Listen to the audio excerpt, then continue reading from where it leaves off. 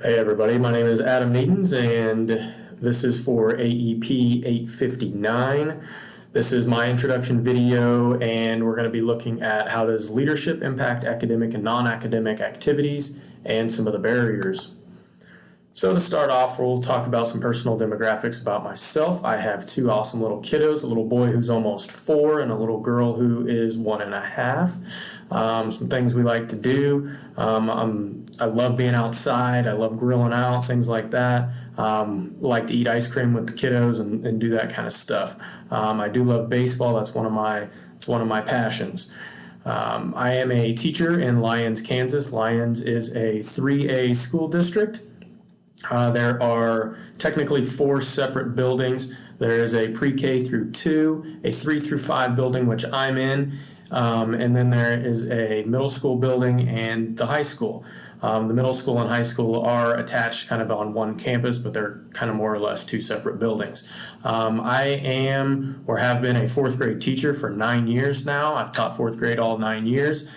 And the building that I am, I said I'm in a 3 through 5 building. There's about 180 students in that, so there's about 20 students in each class, about 60 students in each grade.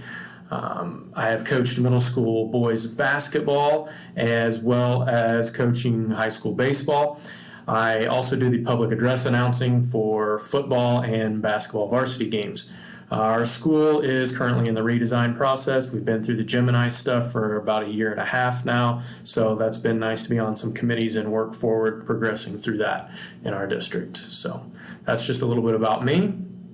And now we will start with our academic activities within USD 405. Some of the major ones or the key ones that I wanted to point out was debate, forensics, band, choir, scholars bowl, FFA, robotics, woodshop, welding, and yearbook. I feel like that's pretty good options there for the size of the school that we have. Our academic activities are very supported by our administrators. Somebody is always in attendance at these things, and they are, I would say, funded pretty well. Better than a lot of school districts, I would say. So that's always a plus for everybody involved in that stuff. Any type of these things that we're doing, and teachers or whoever needs training in any of these, there's always training and professional developments available, and sometimes they're mandated. Teachers are more or less left to lead these programs, lead these activities, and it's kind of nice that there's not somebody standing over their shoulder all the time, and let them use their expertise and go with it. These are a great way for students to be involved in something that they're interested in, giving them another option rather than just the math and the science and the reading and those things that everybody's going to have to take. But what else can we succeed in? Maybe these type of activities are going to be their passion moving forward. We like to put an emphasis on these types of activities. However, make them more important. We want more student participation, require perhaps more of these things would be something I would be interested in trying. Getting people to buy into what their kids are in or they're interested in, that doesn't really seem to be the problem. The only issue I would say is we would like maybe more community and family support throughout. Get more recognition out for these students, get the word out when they're succeeding at these activities, or if they're sponsoring an activity or something like that, they're showcasing things. Let people in and get the word out that they're doing these things so they can come and see all these neat activities that they're involved in and participating in. So now let's look at the non-academic activities within USD 405. We're going to have community service is a good one.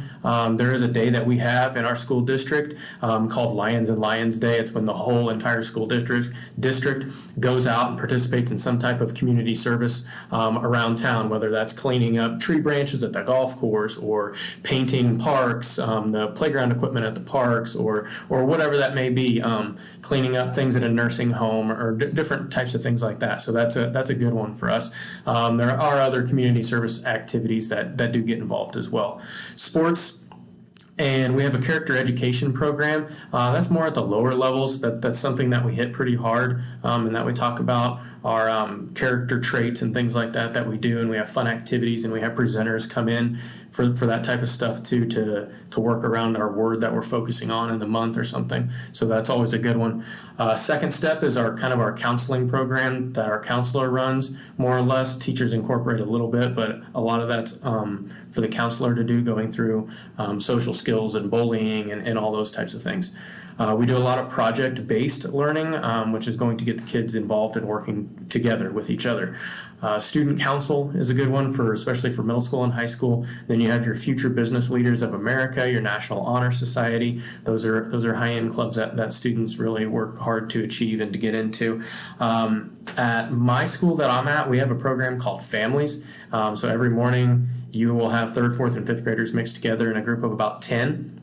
And you have a leader and a teacher that runs the family, and you do more or less soft skills and fun activities with that family to kind of just teach more camaraderie and how to work together and stuff like that. So it's kind of a neat one where those kids get to interact every morning for a little bit. And then I would just say lunchtime. Lunchtime's a big one with social skills for sure.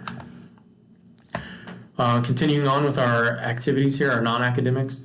They are very highly supported and pushed. I would say they're highly pushed by our administrators on where we need to be headed and how we're going to head that direction. They want everyone to excel in these areas, meaning teachers and students. There's always trainings, and we do a lot of professional developments on these non-academic type activities as well.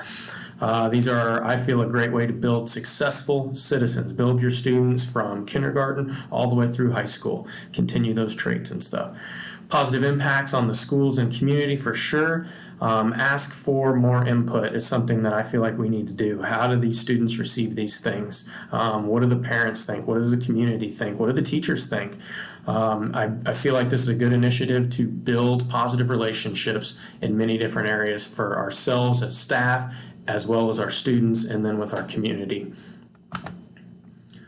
Then we're going to look at some significant information when dealing with non-academic activities. So we went through different articles and such.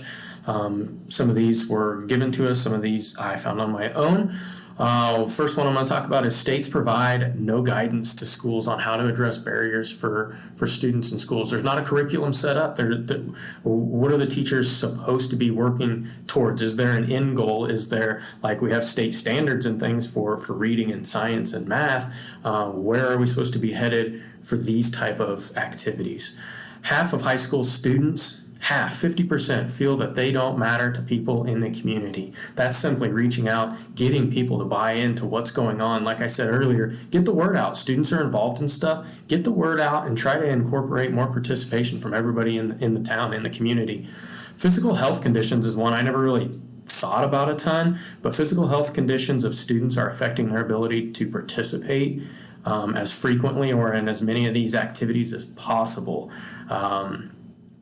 You think if a student has asthma or diabetes or different health concerns, you get kids that get sick or things like that, or obese, and they struggle to do physical type of activities and things like that. So maybe they're struggling at home with different things, and their physical condition isn't great, so they're exhausted by 3 o'clock and not able to participate in more stuff. Or maybe they're not wanting to participate in more things because they're just tired all the time, or they're sick, or they don't feel well very often. So they're just kind of trying to get by, and just getting by is kind of leading to them not participating in these type of activities.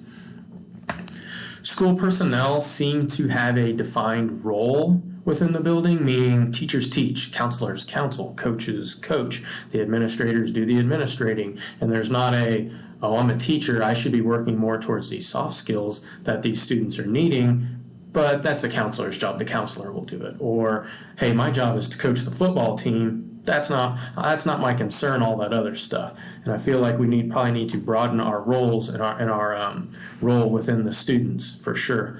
Socioeconomic poverty has a negative impact on participation. I feel like everybody probably knows that. That's definitely going to be an impact in certain communities more than others, but that is something to think about, and how to get those students more involved. How can we gain more access to them being willing to participate, engage those students?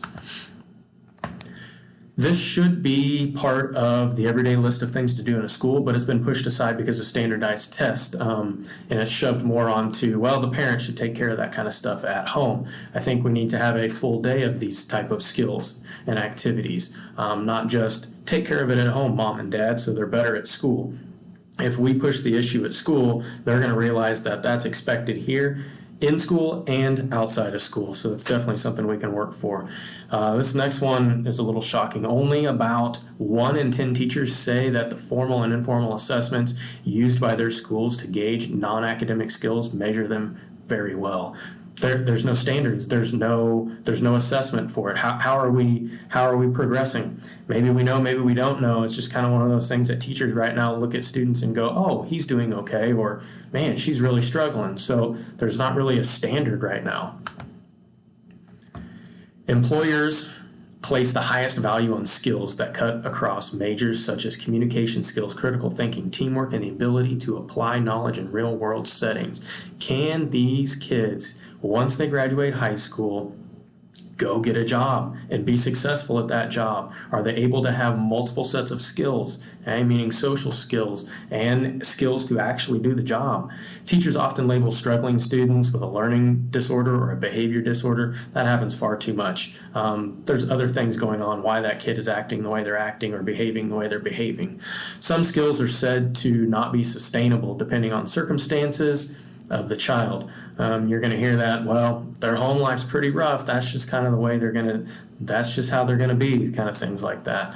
Well, we need to work harder to get our students on track, to try to give them a chance to succeed, even though they may be struggling outside of school. I have a character education program in place, which is very successful in my school. There's not a ton of community involvement within the school, however, so that's something we don't see a ton of. The physical health thing, we have diabetic kids every once in a while. You're just thinking like actual physical health. It's not a huge push. There's PE in recess, but that only goes so far. Teachers have to take on more of a counseling role. I mentioned that earlier. The poverty and home life issues definitely in my school are an issue for some of the students. And I would also say that teachers are too quick to label our students and not give them a new chance or a fresh start when they come into your classroom. Career-ready skills is definitely preached within my district about over and over from kindergarten all the way up through high school. That is definitely a push right now. However, we don't really have, like I mentioned earlier, my school doesn't either. There's no form of assessing these type of activities and these type of skills right now. So that was more or less my presentation. Here's our standard correlation. I'm not going to read all this word for word. If you want to pause it and look through some of that, you can. So that was our standard correlation. Here's our relevance and reflection for this module. And then these are going to be my resources, the ones that we used given to us. And this reference page would be the ones that I found online and use those for information as well. So that was more or less my introduction video. Thank you for your time and have a good day.